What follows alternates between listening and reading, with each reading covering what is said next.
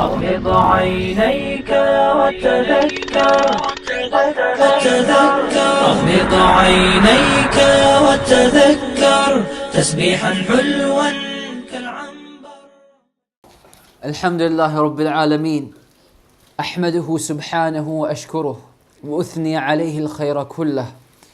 اللهم لك الحمد كما ينبغي لجلال وجهك وعظيم سلطانك. اللهم لك الحمد في الأولى والآخرة. سبحان الله وبحمده عدد خلقه ورضا نفسه وزنة عرشه ومداد كلماته. اللهم صل على نبينا محمد في الأولين وصل وسلم وبارك على نبينا محمد في الآخرين. أشهد أن لا إله إلا الله وحده لا شريك له وأشهد أن محمدا عبده ورسوله. نسأل الله أن يجعل اجتماعنا هذا اجتماعا مرحوما، وأن يجعل تفرقنا من بعده تفرقا معصوما، وألا يجعل فينا ولا منا ولا معنا شقيا ولا محروما. اللهم علمنا ما ينفعنا وانفعنا بما علمتنا وزدنا علما وعملا. سبحانك لا علم لنا إلا ما علمتنا إنك أنت العليم الحكيم. All praise are for Allah, and He's the only one worthy of all praise. And we ask Allah to send His peace and blessings and benedictions upon our exemplar, our Imam, our Nabi and Prophet Muhammad sallallahu alaihi wasallam, his family and companions, and all those who follow them in goodness until the last day. Assalamu alaikum wa rahmatullahi wa barakatuh. Firstly, I want to thank all of yourselves for coming here and the brothers for arranging this and hosting us so kindly and generously. Jazakumullah khairan. There are few feelings that are as good and positive as the feeling of coming together in a masjid, a house from the houses of Allah, and to learn more about His deen, so that we may worship Him in a manner which we can worship Him, or make attempts to worship Him in a manner which befits His Majesty, in a manner which is at least in accordance with the guidance that He Jalla wa Ala has revealed, in a manner that was sent upon the tongue of the best of His creation, Muhammad sallallahu alaihi wasallam. We convene this evening to talk about Zakah, and just a few facts about Zakah, because something I noticed, and I've spoken about this before, even here, not as a presentation like this, but something for you to think about.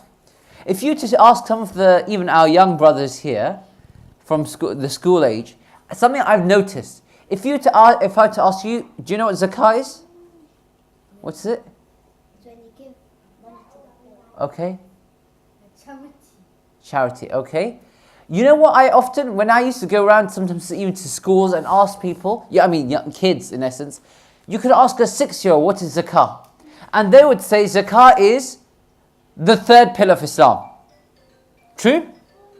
Then you ask not a 6-year-old, but let's say a 16-year-old about what is Zakah, and they will say it's the third pillar and 2.5% of your wealth to be given. And I'm thinking, okay, alhamdulillah, at least the knowledge is growing slowly but surely. But then you ask not a 6-year-old or a 16-year-old, but a 26-year-old or a 36-year-old, a 46-year-old even, what is Zakah? And the answer remains Zakah, it is third pillar and 2.5% of our wealth. I.e., our knowledge does not really extend beyond that about what really is a pillar of the deen. We say it's the third pillar, the central pillar of Islam. And yet, our knowledge of Islam is almost as though we only know one or two facts about Zakah. If I ask you about, tahara, about salah, about fasting in Ramadan, you will be able to have many nice, interesting conversations. But a central pillar, we've almost abandoned it. It's become like the forgotten pillar, the fallen pillar of Islam. And so inshallah this evening, wouldn't it be lovely if we could somehow try and re-erect this pillar in our lives, individually and collectively. And before I go into the slides, I just want to say a few other things, which hopefully will stick in your minds if I say it before we begin the presentation itself. Did you know that the word zakah itself is mentioned alongside as-salah in the Quran? Allah says, for example, وَأَقِيمُوا الصَّلَاةَ وَآتُوا الزَّكَاةَ وَأَقِيمُوا الصَّلَاةَ وَآتُوا الزَّكَاةَ وَمَا تُقَدِّمُوا لِأَنفُسِكُم مِّنْ خَيْرٍ تَجِدُوهُ عِندَ اللَّهِ. Establish the prayer and pay the zakah. This command occurs no less than 23 times in the Quran, where the two commands or the two instructions are juxtaposed, made neighbors, twins to one another. Salah and zakah. We all know salah is so important, but zakah is something that we've almost neglected in comparison to salah, and yet Allah makes them the twin halves of one another. I want to further emphasize this point by, has anyone got a £10 note that I can borrow? I'll give it back. Just to reassure you. Jazakallah khair. Just remind me in case I forget. Yes. So, here you have this, brothers and sisters. It's something which we all recognize. We're very familiar with it. Maybe some of us too familiar, we may acknowledge. Because Allah subhanahu wa ta'ala says in the Quran, وَتُحِبُّونَ الْمَالَ حُبًّا جَمًّا. And you love wealth with a fervent love, a deep, passionate love for wealth. It's something almost ingrained, hardwired into our system. Unless we try and rise above the base tendencies of our condition. And zakah, one of the things it does, one of the things it achieves, and notice I will use this word, achieves, because it's like a goal that a believer strives for, to purify their inner self from the lower tendencies of greed, of miserliness, of jealousy, of hoarding. It weakens you, brothers. It weakens us, brothers and sisters. When you just hanker after small things, you become inherently. Everyone knows you need a roof over your head. You need a shirt on your back. You need somewhere, bread on the table. And we're not advocating monasticism by any stretch. But what we're saying is, if you become chained, shackled by it, trust me, then you can never achieve anything high, anything great, as a community, as individuals. Let alone ascending high to lofty stations spiritually before Allah subhanahu wa ta'ala and seeking His pleasure. I was saying that we are quite familiar with this. This is the same note that, you will go to the shops, Asda and Sainsbury's and wherever else you go, Morrison's, and you will buy things for yourself, for your kids, your children. You may buy gifts. Ramadan's coming. You may buy iftar using this same thing. But Allah subhanahu wa ta'ala says in the Quran, وَفِي أَمْوَالِهِمْ حَقٌّ مَعْلُومٌ لِلسَّائِلِ وَالْمَحْرُومِ. And in their wealth is a known prescribed portion. In this is a prescribed portion that belongs to whom? لِلسَّائِلِ وَالْمَحْرُومِ. For the beggar, the needy one, the indigent, the one who doesn't have anything. That means, if I take this out of my wallet, of my pocket, and I think it's my wealth, and then I spend it all, I'm not really spending just my money. I'm spending my money, but simultaneously at the same time as I put this down on the counter, I'm spending also someone else's money, someone else's wealth, and not just anybody else's wealth. This is someone who has nothing, basically this is all they had themselves. To drive this point further home, let me give you just one basic illustration, and forgive me if this is if it feels a bit raw. I want you to imagine that you leave, this prayer place, and you go outside, and Allah forbid, as you walk outside, you see somebody being mugged. But this person who's getting mugged was a beggar, a homeless person. They only had this one note. And let's just say, for the sake of argument, it doesn't really make a difference, but let's just say they happen to also be Muslim. Just for the sake of argument. And all they had was this one note, and a mugger came, Muslim, non-Muslim, irrespective, and came and took this out of their hand and legged it. Ran away with it. What would you think of that mugger? Of that thief? The one who took this money, not just money which wasn't theirs, they took it not just from anybody, not from you, not from me, not from people who have other resources and funds, but they took it from someone who had nothing else except for this money, this £10 note. What do you think of that mugger? Don't you think that that person was really quite base, quite low? As in, he didn't even take it from me or from you. He took it from someone who's got nothing else. Now, here's my question. And I think you know what I'm going to say. What then is the difference between that mugger who took the wealth that belonged to that homeless person, your brother or sister in Islam, or just someone homeless, needy, stole it from them? What's the difference between that thief and, Allah forbid, you or me? If we don't, khalas, we didn't take it from their hands, but the wealth which Allah said belongs to them, it's their money, they own it. And I went and I took it and I spent it on my kids or myself to buy myself treats. What's the difference between me and that person then? It's something to think about, brothers. Something to reflect upon, sisters as well. And also just think about the following reality as a last introductory point. And I hope this is important because this, you can appreciate why this is important, because it sets the scene of why this is so important. It sets the scene, the backdrop of how our relationship with zakah should be much deeper and much more profound than we've allowed it to be. We should be teaching our kids about it from a young age. It's a pillar of the deen of Islam. Allah makes our, fraternity based on it. فَإِن تَابُوا أَقَامُوا الصَّلَاةَ وَآتُوا الزَّكَاةَ فَإِخْوَانُكُمْ فِي الدِّينِ. If they make tawbah and they establish the prayer and they pay the zakat, then they become your fraternity, your brethren in faith. It's big, deep. Sayyiduna Ibn Abbas radiyallahu anhuma. Do you know who Ibn Abbas is, boys? I'll have to give you a prize. Not from this, don't worry. Yeah? Ibn Abbas radiyallahu anhu was a young boy. He was the cousin of the Prophet sallallahu alaihi wasallam.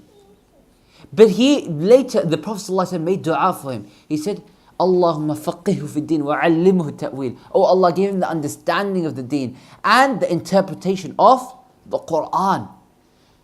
He didn't make dua for him that he gets this, amazing, what we'd call a car or camel or this.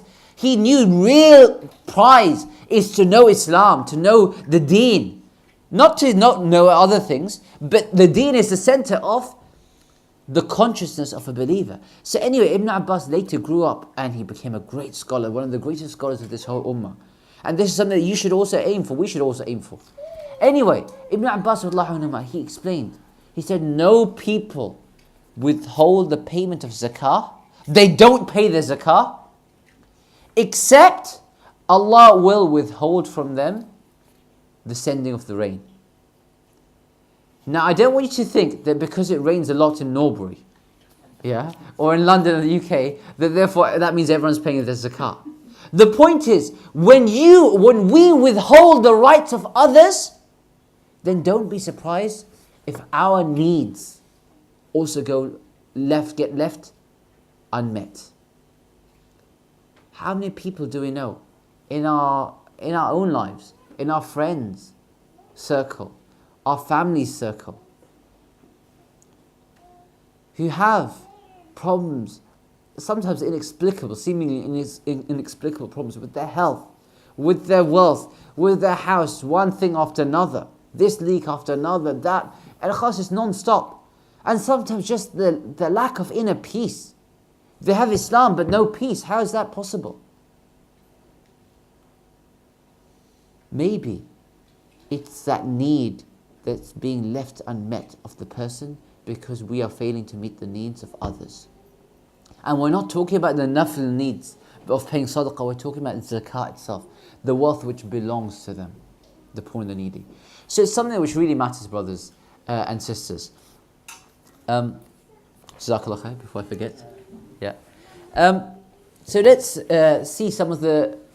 Just lastly, I remembered that to get across the point of how invaluable knowledge about zakat is for us. I receive questions, that get asked, and people ask, they have a need for finding out questions, and when they seek fatwa, it's good, it's praiseworthy. We have to commend them for trying to make this change in their lives, and it's our duty, people who know, to try and offer them that information, that education, to facilitate that path of learning. But sometimes the questions about zakah will be, Ya Shaykh, I have such and such asset, I've had it for the last 12 years, did I need to pay zakat on it? And it's a zakatable asset. I've had this jewelry for 7 years, did I need to pay zakah on it? I've got this portion which was lent to me, or I lent it to so-and-so. And I don't even know how many years have gone and I haven't paid any zakah on it. Was that right or wrong? And these are not isolated incidents and occurrences. This is it's replete in our community, happening all the time. What does that mean? Doesn't that surely that means large sums of zakah are not being paid in our community? So is it any wonder then that we have problems in our communal lives? This is something which we're going to change tonight, inshaAllah. And we're going to change it by learning about zakah, how it's meant to be calculated. There are 3 basic rules I want you to remember. After I tell you what these rules are, we'll open the slides and we'll go through them. But if you remember these 3 rules, inshaAllah, you've got a really good chance of nailing this, inshaAllah, in terms of understanding and applying and implementing zakah in your lives. I should say before everything else, as a golden rule, it has to be for Allah. It shouldn't be, because you'll find people that sometimes they give their zakah and they want to receive some sort of, I did this for you as a favor. No, it's for Allah. Only the reward is in the hereafter. But the 3 rules of calculations of zakah. Rule number 1 is about your own personal assets, your cash, your gold, your silver, and anything else, any wealth that's in your name. Okay? Personal wealth. Rule number 2 is about your business wealth, any type of stocks, shares, property, etc. Something you're buying and selling. Your dad buys cars and sells cars, buys mobile phones, more like it, and sells them. These sorts of things. And the 3rd rule is about debt. Okay, first is about rule number 1 is about personal assets. Rule number 2 is about business assets. And rule number 3 is about debts. Now here's the test time. Rule number 1 is? Personal assets. Okay, everyone's awake here. Brothers on the right hand side. Rule number 1 is? The brothers here have been fasting. Yeah, I can tell. Yes, there's a lack of energy and vitality and vigor. Rule number 2, brothers here? Business assets. Yes, good. And rule number 3? Debts. Allahu Akbar, very good. So, rule number 1 is about personal assets. Here's the rule. All personal assets, there's no zakah on any personal assets, except for cash, gold, and silver. Cash,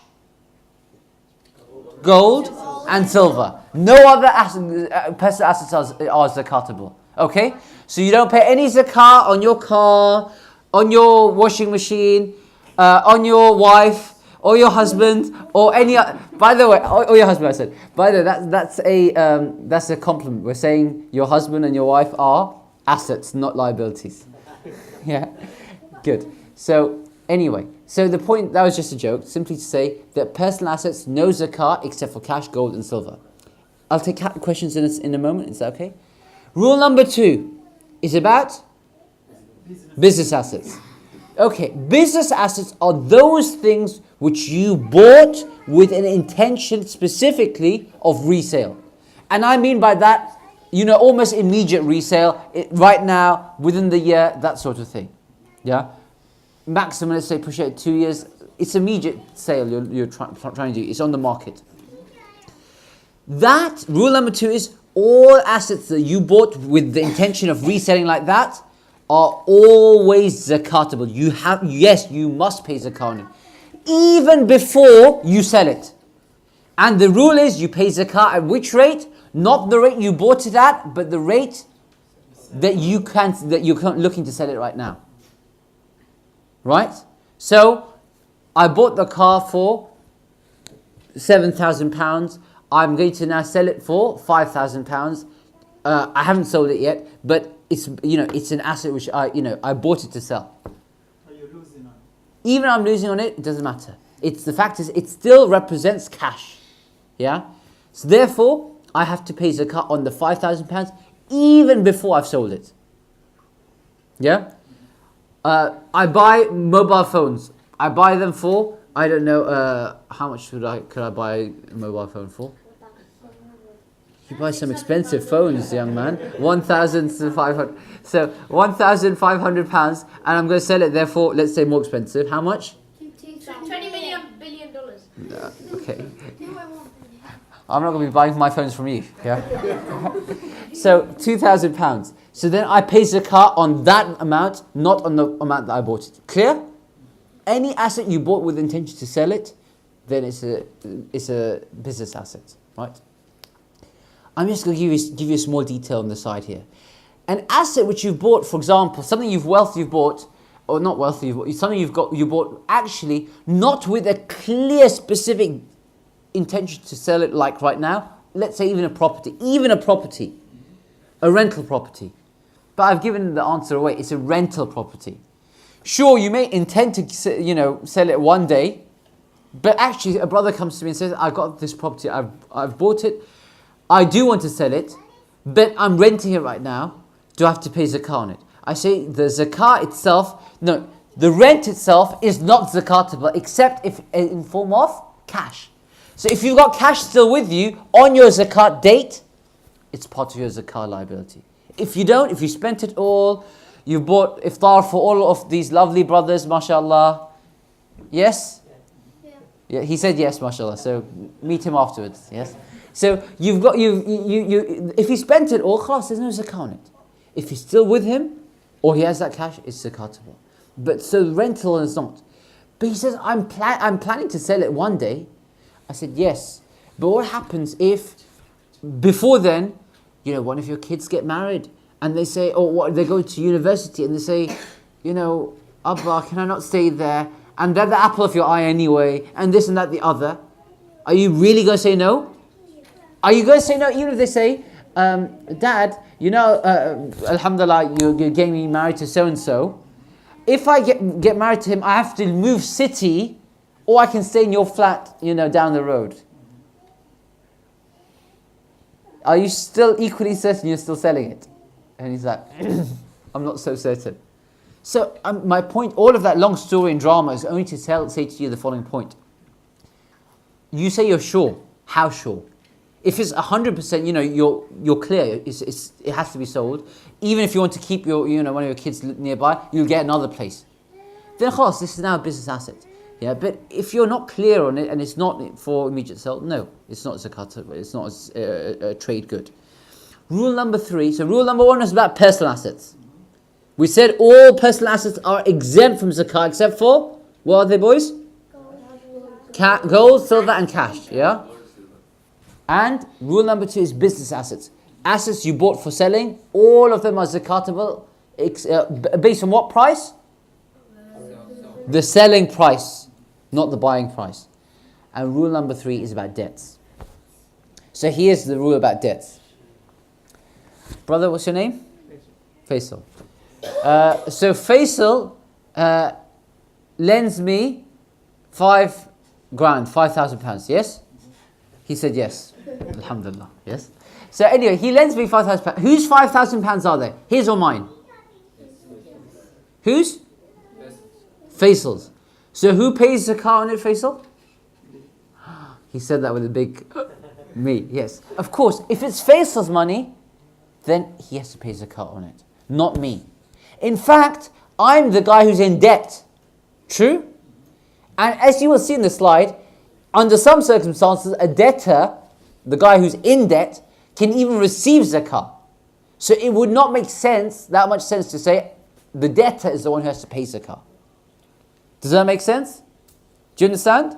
Yeah? So the rule number 3 is, it is always the creditor, the guy who did the lending, that pays the zakah, not the borrower.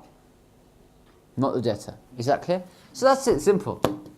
Finished. Should we go home? No.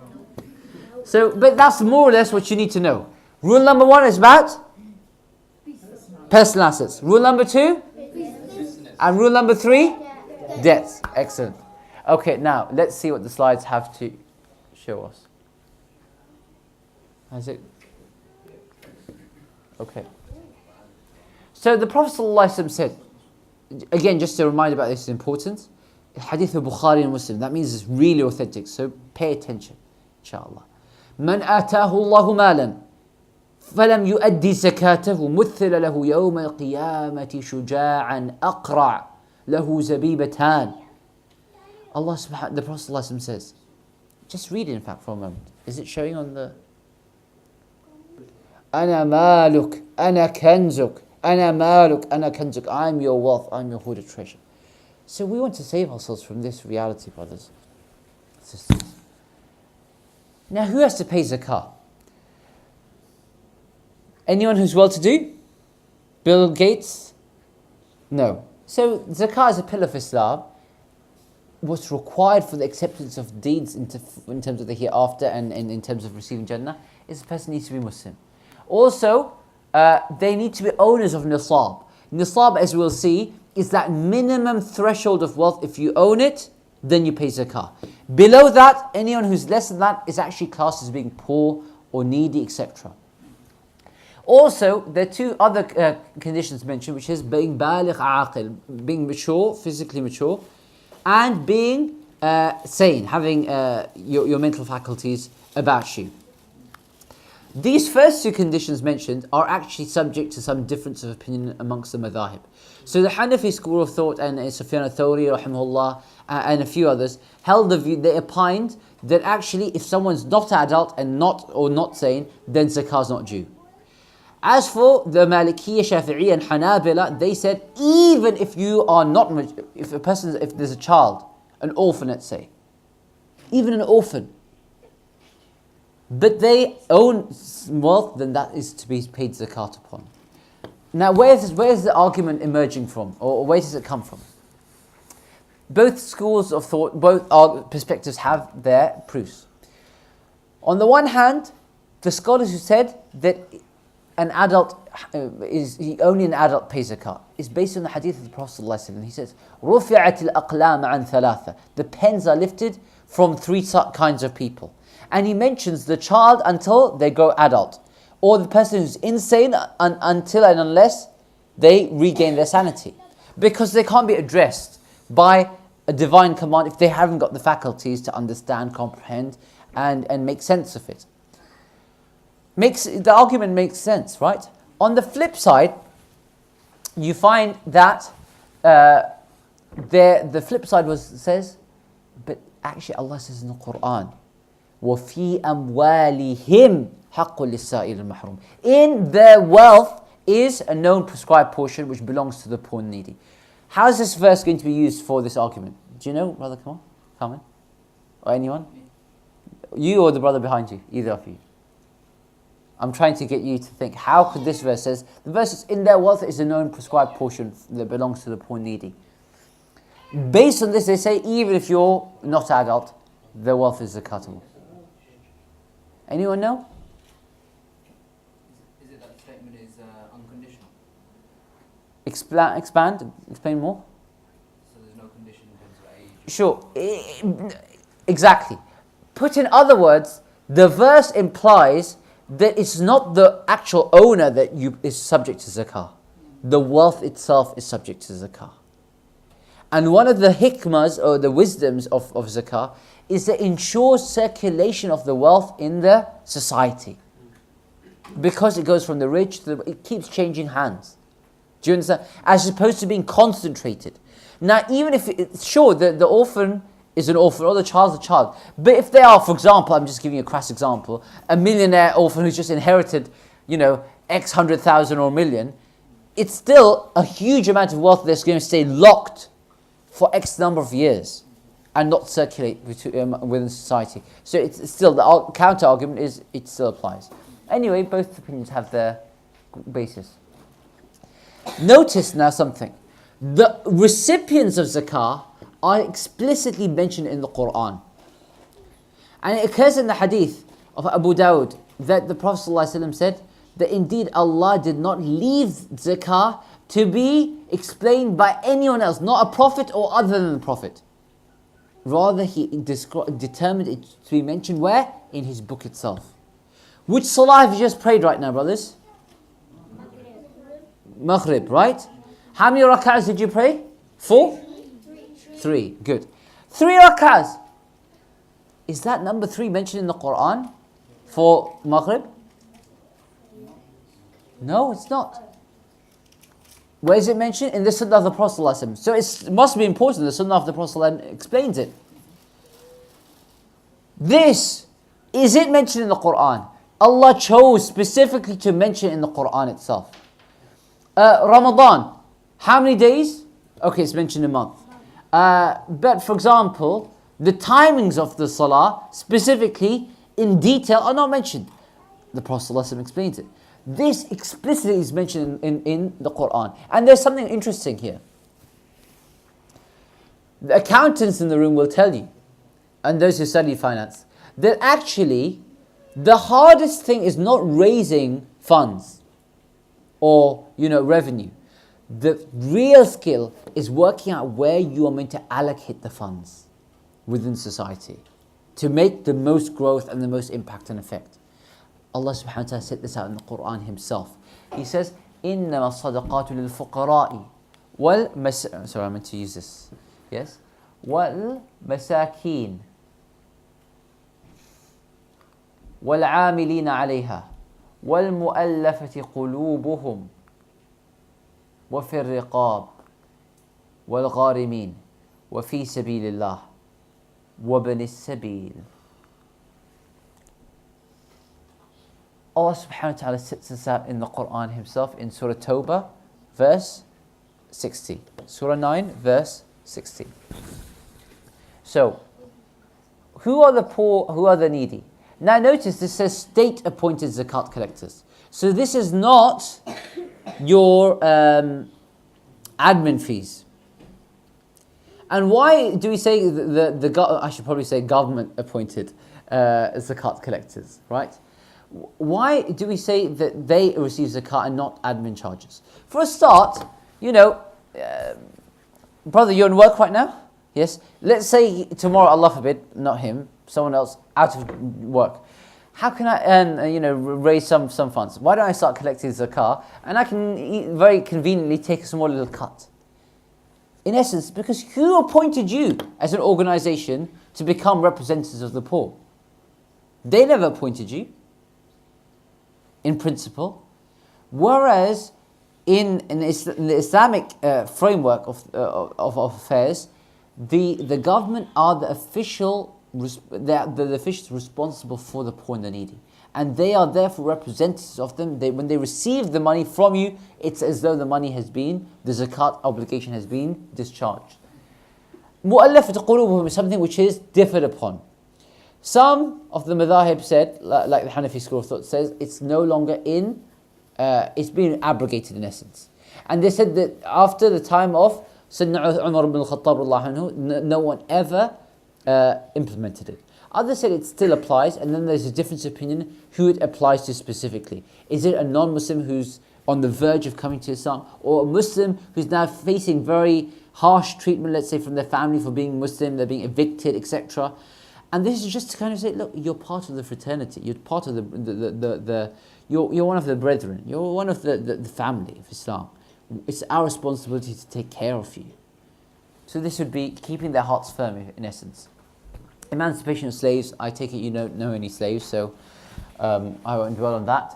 Debtors, this again has two views. Is it debtors, anyone who's got a large amount of debt which they're struggling with, or is it the debt which takes you into the red, i.e. or into the sense of you being below the nisab? Fi sabilillah, this would have been the defense of the realm, when there would have been one. And then Ibn Sabil, someone who's basically homeless, who's on a journey and they can't get back home. Yeah.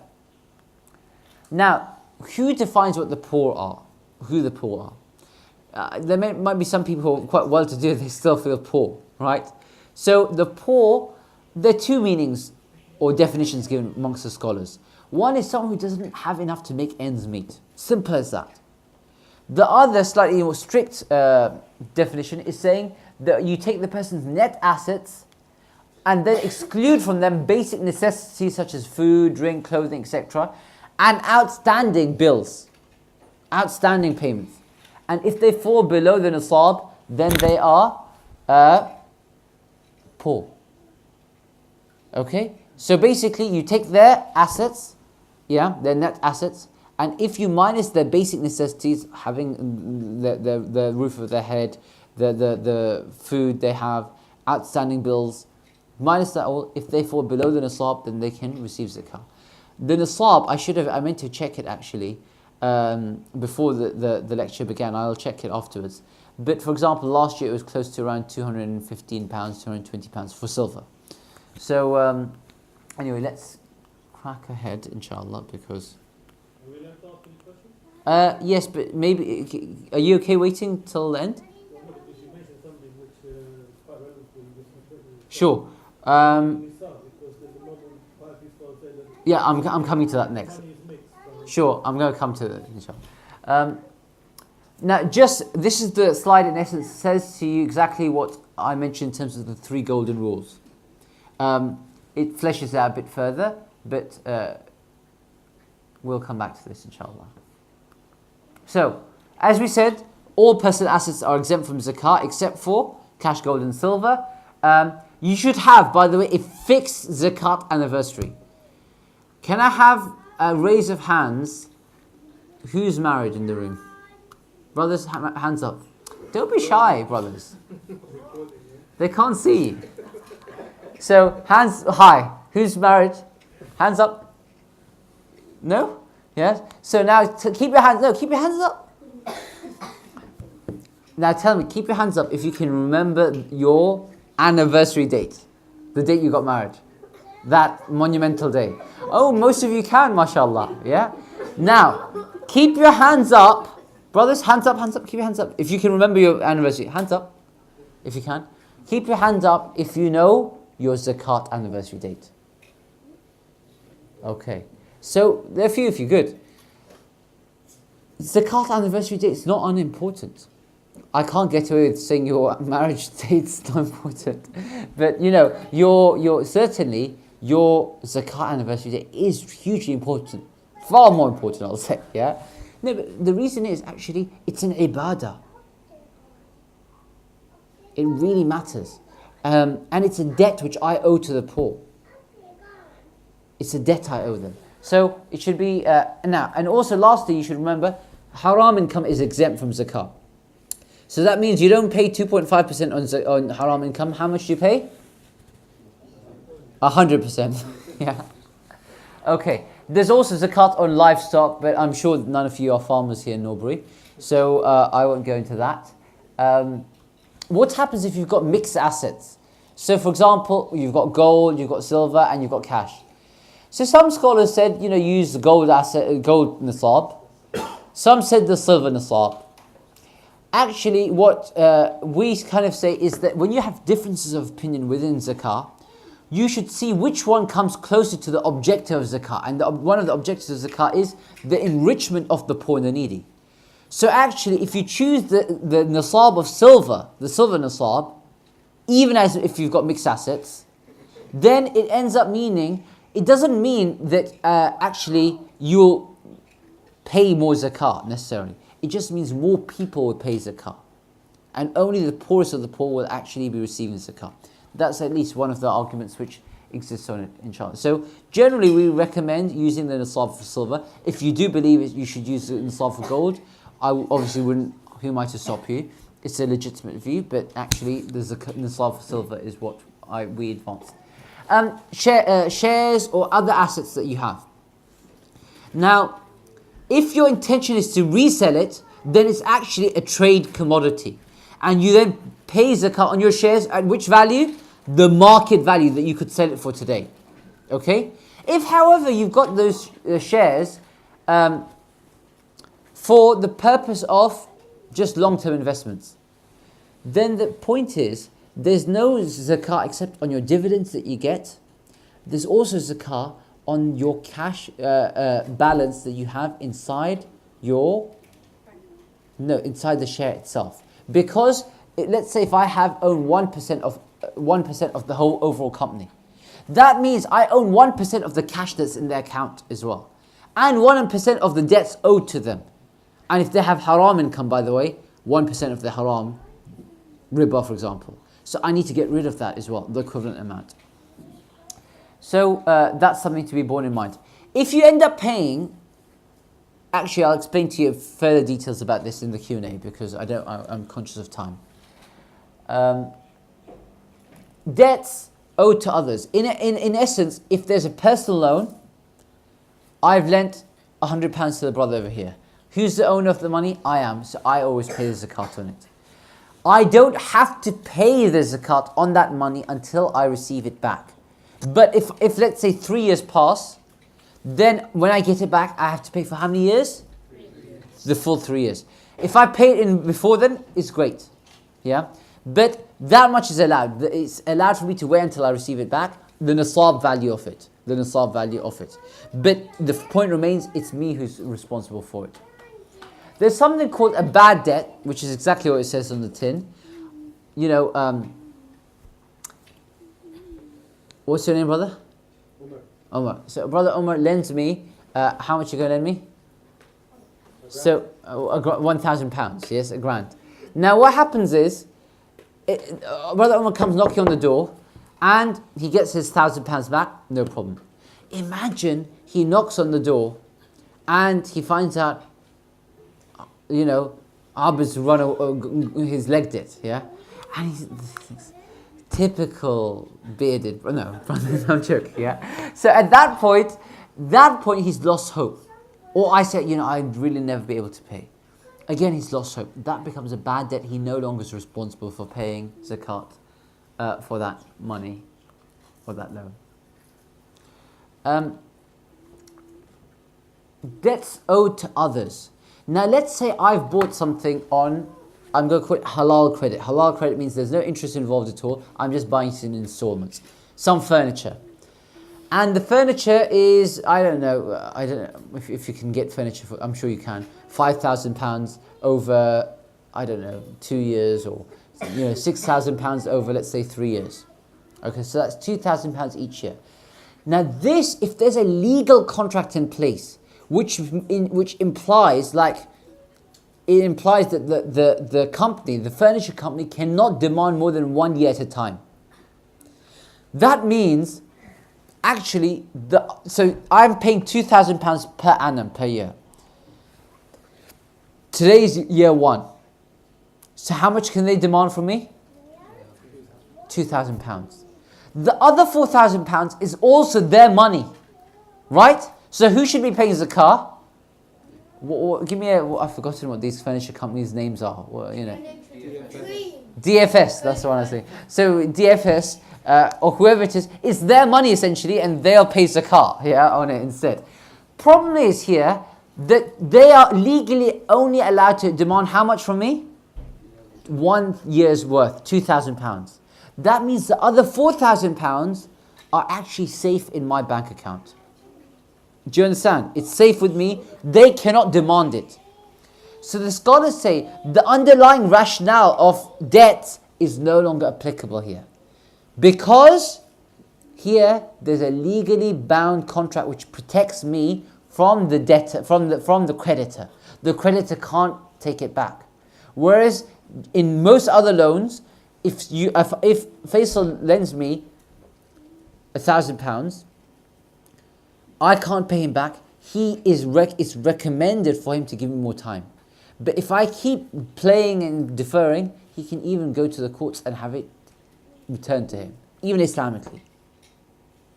It's not commendable for him to do that, but it's not great, but he's allowed to. Here, they can't do that. So therefore we say, the other £4,000, I still pay zakat on. I only deduct from it whatever I know is demandable in this year. Whatever they can actually lay a claim to this year. Does anyone need me to explain diminishing musharakas? If you haven't got one, then I'll just skip this slide, inshaAllah. Okay. This is summarizing again the steps we mentioned. Personal assets, business assets, and debts owed to you. You all add them up. You minus anything which you owe others. And you add them all together and pay zakat 2.5% on that overall amount. I'll just give you this last quick message. And in fact, it's a very important message and apt because you've all turned up for Isha now as well. How do you choose who to pay zakat to? I could go on for some time at this point. I will not. But in summary, one of the facts I need you to remember is we've lost some of the feel of zakat because now we just, we click off the mouse and you never get to see the poor people. So your heart doesn't soften by engaging with people who are not privileged as you are or tested as you are. That's just a point I want to make. So if you have people who you know are eligible and you can give it with your own hands and that gives you certainty, that's something very commendable. Point one. But now I have certain questions which I recommend if you use an organization to act as your agents for zakat payment, understand this and understand this very, very, very, very, very well. Did I say very well? If I pay zakat to an organization, imagine the name in your mind, don't say it. That organization, by them receiving my zakat money, has my duty been fulfilled of zakat? Answer is no. They are not the official representatives of the poor and the needy. So if it's mismanaged and I haven't done my DD, my due diligence, frankly speaking, it's like my own worker has not paid my zakat on my behalf. Let's say, for example, I had an employee and I said, my secretary or a chauffeur or a driver, and I say, so-and-so, can you deliver this money? And he says, I lost it on the way. It hasn't been paid. So these Islamic organizations, charities, they are not when they receive it, it's not receipt on behalf of the poor people. So that's point one. So I need to then make sure that they are going to be managing it properly. So I have 3 questions which I usually ask you to ask them. And imagine if each one of you pick up the phone and you ask them this, and if your date happens to fall in Ramadan, it doesn't need to be in Ramadan, you should have one set date in the Islamic Hijri calendar. That's Jamad al-Ula, Rajab, Sha'ban, whenever it is. But if it happens to be Ramadan, as many people choose to get the reward of Ramadan as well. 3 questions. Question number 1. And again, notice none of them practically, hardly, will be prepared for this question. But if we all ask them these questions, trust me, next year they will up their game. Question number 1. So for example, if it happens to be abroad, and zakat actually, there's a thing about paying it in the country of it's you're earned in and the wealth itself. That's because the Prophet ﷺ said, taken from their rich and given to their poor. But anyway, you can give some to within the country, some to family members, because that's an extra reward as well, who are not your parents, not your children, not your wife or husband, but any extended family members, and who are not Hashemites, not from the offspring of the Prophet ﷺ. So we're saying you have to ask them the following. You can give some abroad as well. Now, when you're giving it abroad, ask them question number 1. How do you know that they're Muslim? It's a Muslim majority country, brother. But does that mean they're Muslim? I'm not saying you have to, do Spanish Inquisition. I'm just simply saying they need to have a policy in place. I'll give you an example. There's one charity that I spoke to, and they said, look, it's a Muslim majority country. That's it. But I said there are many non-Muslims who this was to do with, when you're having the refugee crisis. And it's well known there are people coming from non-Muslim countries as well. Now that's not to say you can't give a non-Muslim charity. You can do, you should do. But not zakat. Zakat is this ring-fenced pot. You saw the verse in the Quran. So you need to have a better policy than that. I asked another charity, and they gave me a much better, more impressive answer. They said, we use local partners. And the local partners, they know the local mosque. So, so they know, just if I ask Brother Faisal, do you know who the Muslims are in the community? He said, well, we see all these people coming for Salah every day, and this. It's a much more compelling answer. So question 1 is, how do you know they're Muslim? Question 2, how do you, what's your definition of poor and needy? How do you ascertain this? Yes? And again, some of them will say, we just look at them and that's our guess. Just because I'm not dressed very smartly doesn't mean I'm eligible for zakat. So I'm not saying, again, you have to get bank balances and bank statements out, but you need some mechanism and they should tell you this. And question number 3, lastly, is how is your relationship? Which scholars oversee your management of zakah?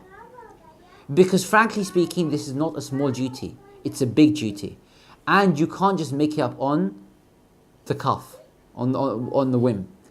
You need to have scholars. So if they have good scholars overlooking them that you trust, and they have a mechanism, a policy and procedure in place for ensuring this, then inshaAllah this is a safe way of you giving your zakat, inshaAllah. Is that okay? I can see everyone's eager to pray, mashallah. If that's, should we end? Okay, I'll just end with the Prophet ﷺ, hadith of Tirmidhi, authentic hadith. The Prophet ﷺ, when concluding a gathering, he would often finish by making the following dua for his Sahaba. So we'll make it inshallah. The Prophet ﷺ will make the following dua. Allahumma qsim lana min khashyatik ما تحول به بيننا وبين معصيتك ومن طاعتك ما تبلغنا بها جنتك ومن اليقين ما تهون به علينا مصائب الدنيا ومتعنا بأسماعنا وأبصارنا وقوتنا ما أحييتنا واجعله الوارث منا واجعل ثأرنا على من ظلمنا وانصرنا على من عادانا ولا تجعل مصيبتنا في ديننا ولا تجعل الدنيا أكبر همنا ولا مبلغ علمنا ولا تسلط علينا من لا يرحمنا سبحانك اللهم وبحمدك أشهد أن لا إله إلا أنت استغفرك وأتوب إليك. جزاكم الله خيرا, brothers. Subhanallah, Subhanallah, Subhanallah, Alhamdulillah. Subhanallah, Subhanallah, Subhanallah, Subhanallah, Subhanallah, Alhamdulillah. Subhanallah, Subhanallah.